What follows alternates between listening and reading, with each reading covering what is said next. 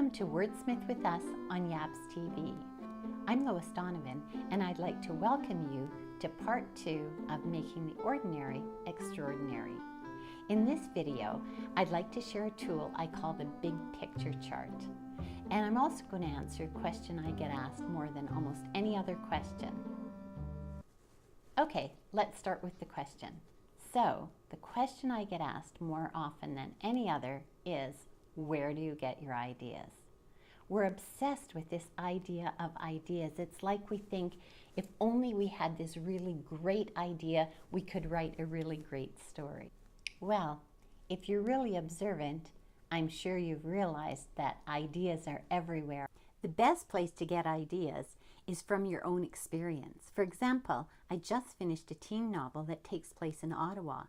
A few years ago, I had the opportunity to spend some time in Ottawa in this beautiful historic home in a historic part of Ottawa, and it was fantastic. I had so many interesting experiences and events. While I was there, I thought, wouldn't this be a great setting for a story?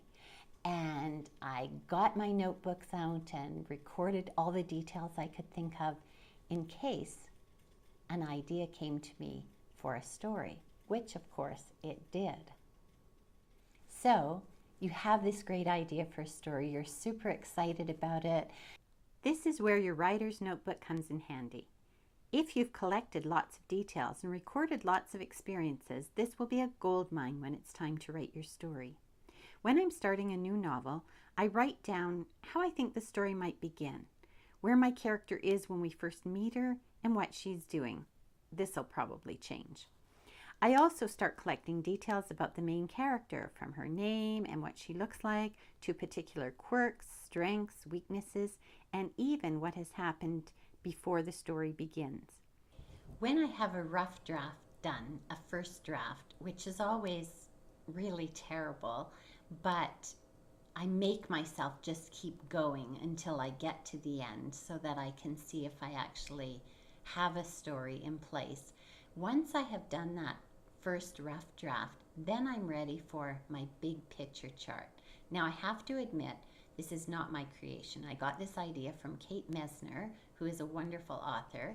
So this is what it looks like. Here is the title of what the story was when I first wrote it, Anywhere But Here.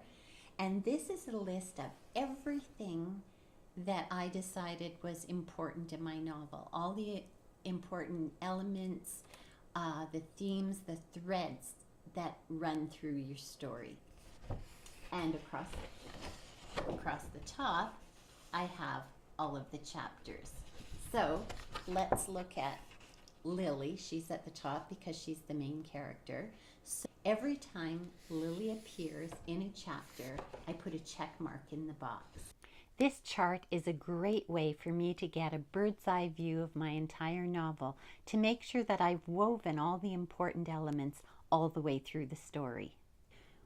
When you're writing a story, you need to be able to balance that magical, imaginative, what-if part of creating the story with the more practical, putting the puzzle pieces together part, so that your story has an effective beginning, middle, and end.